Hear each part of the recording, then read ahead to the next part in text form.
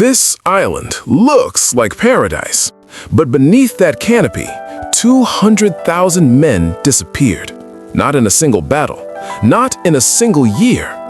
Over 3 years, the jungle consumed them, slowly, silently, mercilessly. 97% of Japanese soldiers who died on New Guinea were never killed by a single Allied bullet. The island itself did the killing. Imagine this. You haven't eaten in 11 days. Your boots rotted off 2 weeks ago. The man next to you is chewing tree bark because there's nothing else left. You're 200 miles from the nearest friendly base, and nobody is coming. This was the reality for 350,000 Japanese soldiers sent to New Guinea. Most of them would never leave. What if I told you the deadliest battle of the Pacific War wasn't really a battle at all? It was an island.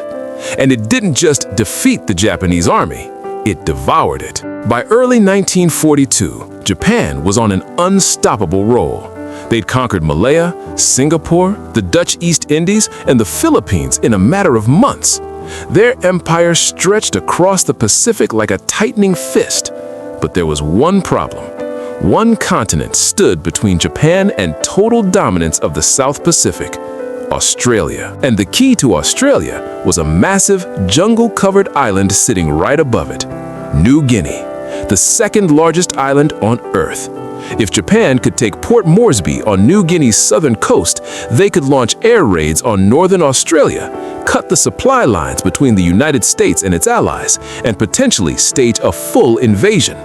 The plan was straightforward: send an overwhelming force, take Port Moresby, use it as a springboard to strangle Australia into submission. What Japan didn't plan for was the island itself. And what happened next is one of the most horrific stories of the entire war.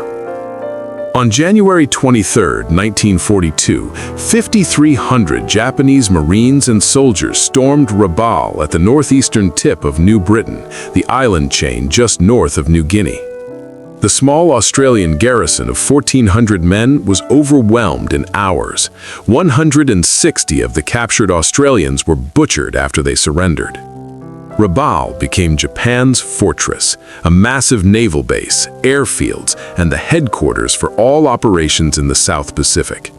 General Hitoshi Imamura directed the campaign from there, while Lieutenant General Hatazō Adachi commanded the 18th Army, the force that would be fed into New Guinea's jungles.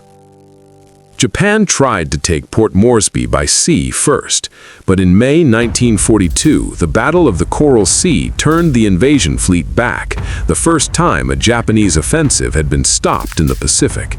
So Japan chose the hard way, the overland route, through some of the most punishing terrain on Earth. The Kokoda Track, a narrow, muddy trail that wound through the Owen Stanley Mountains, 6,500 feet of near-vertical jungle, with ridges so steep that men had to pull themselves up using tree roots. Temperatures swung between sweltering heat in the valleys and freezing cold on the peaks, and it rained constantly. On July 21, 1942, 6,000 soldiers of the South Seas Detachment landed at Buna on New Guinea's north coast and began their march south toward Port Moresby. Standing in their way? 77 Australian militia soldiers at Kokoda, untrained reservists nicknamed chocolate soldiers because their countrymen believed they'd melt in battle. They didn't melt. In the pitch-black jungle night, those 77 men held off 400 Japanese in hand-to-hand combat, bayonets, rifle butts, fists. Their commander, Lieutenant Colonel William Owen, was shot in the head and died within minutes, but the Australians made the Japanese believe they'd faced 1,200 men. It was a taste of what was coming. Not just for the Australians, but for every Japanese soldier who set foot on that island. But the real enemy on New Guinea wasn't the Australians. It wasn't the Americans. It was something far worse.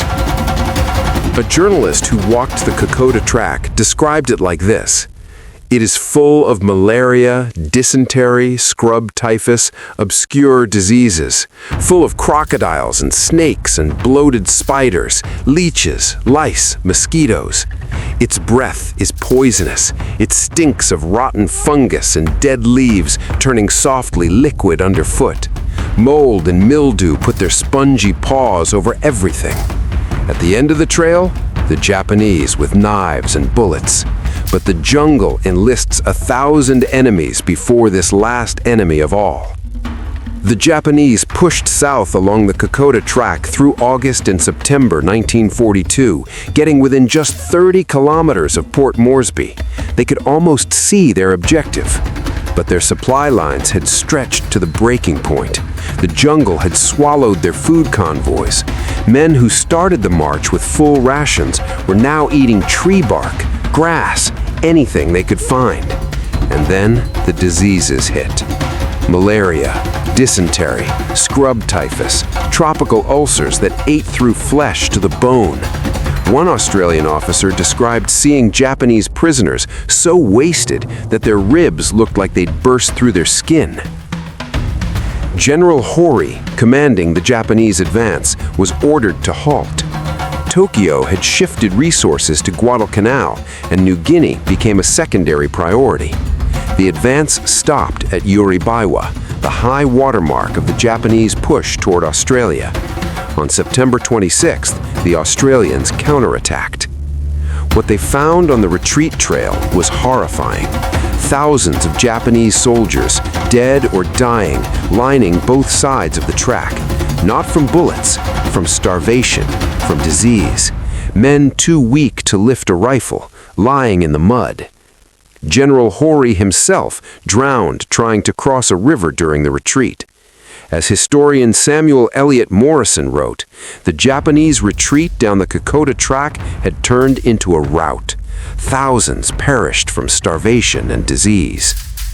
And that was just the beginning, because the Allies were about to use Japan's greatest weakness against them in the most ruthless strategy of the entire Pacific War. General Douglas MacArthur, Supreme Allied Commander in the Southwest Pacific, devised a strategy that was brilliantly simple and devastatingly effective. Don't fight every Japanese position head-on. Bypass them. Leapfrog along the coast with amphibious landings.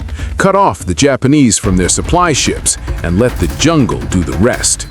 It worked with terrifying efficiency. Pockets of Japanese troops, tens of thousands at a time, were simply surrounded, blockaded, and left. No food shipments got through, no medicine, no ammunition, no reinforcements. In March 1943, a Japanese convoy trying to reinforce New Guinea was intercepted in the Battle of the Bismarck Sea. Allied bombers sank 12 of 16 ships. 3,000 Japanese soldiers drowned before they ever reached shore. After that, Japan could barely supply its forces on New Guinea at all. Lieutenant General Adachi, commanding the 18th Army, was left with 30,000 men near Wewak, cut off, with 20,000 civilians and dwindling supplies. He tried to break out in July 1944, throwing his remaining forces against the American Second Corps at Itape. It was a slaughter. The Japanese lost nearly 20 times as many dead as the Allies. There was no breakout. Adachi and his men were pushed back into the jungle to starve. Meanwhile, across New Guinea, the same nightmare played out in dozens of isolated pockets. Japanese garrisons cut off from supply, soldiers reduced to eating leather straps, insects, and in the most desperate cases, each other. The National WWII Museum recorded that more Japanese soldiers died of starvation on New Guinea than from any other cause. And across the entire Pacific War, an estimated 60% of Japan's 1.7 million military dead were killed by starvation or diseases caused by malnutrition. New Guinea wasn't just a battlefield, it was an open grave. But one Japanese general refused to surrender for an entire year after the fighting was effectively over. Lieutenant General Hatazō Adachi was a soldier's general. When his men starved, he starved with them. When they ate grass, he ate grass. He refused any privilege that his lowest-ranking soldier didn't share. But he was also stubborn beyond reason. Even after it was clear that New Guinea was lost, that no reinforcements, no supplies, no rescue was coming, Adachi refused to surrender. He held out through the rest of 1944, through all of 1945. Month after month, his army shrank, not from battles, but from starvation, malaria, and despair. When Emperor Hirohito announced Japan's surrender on August 15, 1945, Adachi finally laid down his sword. He surrendered with 13,500 men. 13,500 out of the 350,000 Japanese soldiers who had served in the New Guinea campaign. 202,000 Japanese soldiers died on New Guinea and its surrounding islands. It was the single deadliest campaign of the Pacific War for Japan, and the vast majority of those men never fired a shot at the enemy. They were simply consumed by the jungle, by disease, by starvation, by the island itself. Today, New Guinea's jungle has reclaimed almost everything. Rusted guns, collapsed bunkers, and scattered bones are slowly disappearing under the canopy. The jungle that killed 200,000 men is erasing the evidence that they were ever there. After the war, researchers tried to interview indigenous Papuans about what they'd witnessed. They expected to hear stories of loyalty to the Allies. Instead, every single person they spoke to said the same thing. They just wanted all the outsiders, Japanese, Australian, or American, to go away and leave them alone. The island didn't choose sides. It swallowed everyone.